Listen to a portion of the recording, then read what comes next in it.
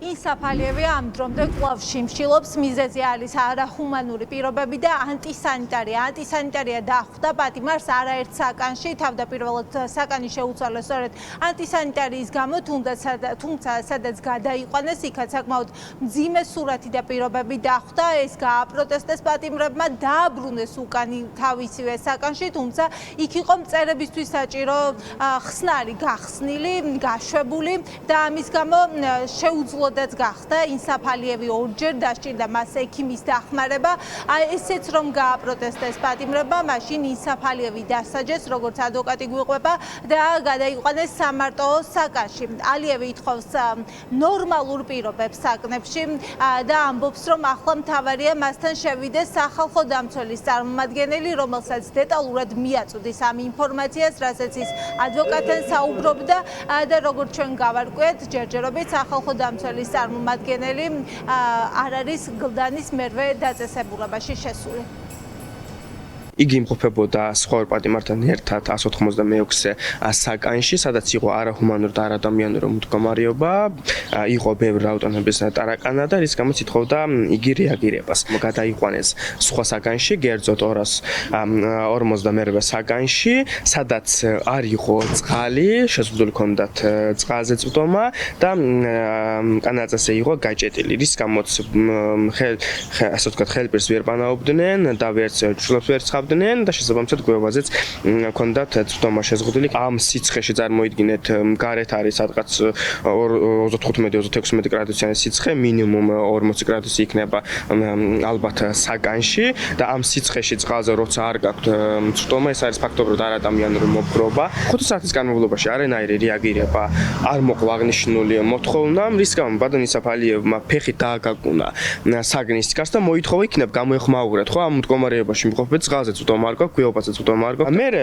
ფაქტობრივად 252 საგნიდან უკან გადაიყვანეს იმ საკანში, სადაც იმყოფებოდა თავდაპირველად 186-ე საკანში, სადაც იგრძნობოდა ძლიერი ქიმიური ნივთიერების სუნი, რის გამოც გახდა ორჯერ ცუდად და მოუწია ექიმთან ასვლა ამის გამო და მერე საღამოს ისევ დაიბარეს ეს წესრიგის დარღვევის საკითხთან დაკავშირებით და თქვენს რომ შენ წინააღმდეგ გამოყენებული იქნებაო მზომა კერძოდ 5 დღე სამარტო საკანში გადაიყვანდნენ იზოლატორში. მჭირდება მედიკამენტები და გარკვეული სახის ნივთები, ამას ავიღო და მერე გადამიყვანეთ. და მას აქვს გარკვეული სახის ჯანმრთელობის პრობლემა და 2 დღეში ერთხელ უკეთებენ ნემს და ამავდროულად იღენებს გარკვეული სახის დამატებითი მედიკამენტები.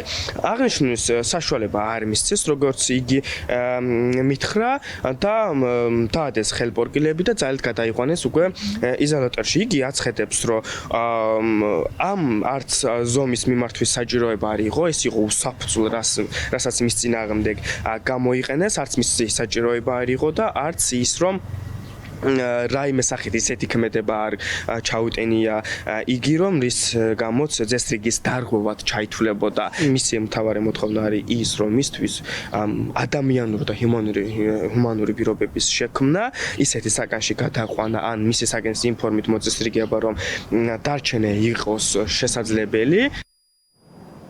არის თუ არა საკნები მოუწესრიგებელი, ჩვენ ეს კითხვა დავსვით პარლამენტში, რადგან საკანონმდებლო ორგანო არის წესით ზედამხედველი ორგანო და ის უნდა ინტერესდებოდეს რა პირობებში უწევთ პატიმრებს ყოფნა, რადგან ბოლო პერიოდში ისმის ჩივილები, როგორც ანტისანიტარიაზე, ასევე იმაზე, რომ არის გაუსაძლისი სიცხეები საკნებში.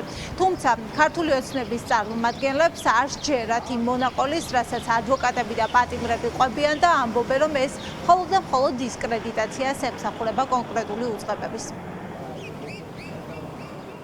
წარმოუდგენელია ასეთი რამე ხდებოდეს პენტენციურ დაწესებულებაში. ეს არის მიხეილ სააკაშვილის ციხე, სადაც ეგრეთ წოდებულ ფუქსებში ათავსებდნენ ადამიანებს და ელემენტარულად სუნთქვის შესაძლებლობაც კი არ ჰქონდათ.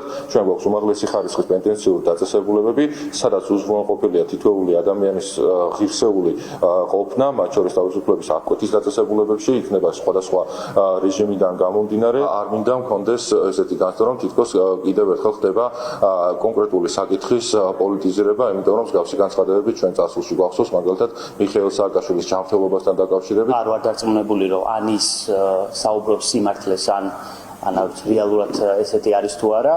მე თხოვ მასაც და ყველა პატიმარსაც თუ კი რაიმე პრობლემა აქვს, გარდა იმისა, რომ იუსტიციის სამინისტროს პენიტენციურ დაწესებულებას მიმართონ, ასევე ომბუდსმენს მიმართონ, თუ რაიმე პრობლემა ამ მხრივ არსებობს, დარწმუნებული ვარ, რომ სახელმწიფოც არის მოწოდების სიმაღლეზე და მონდომებული, რომ გამოასწოროს ყველა ის შესაძლო, არ ვიცი კიდევ ერთხელ, ყველა ის შესაძლო ხარვეზი თუ პრობლემა, რომელიც შეიძლება იყოს ამა თუ იმ დაწესებულებაში.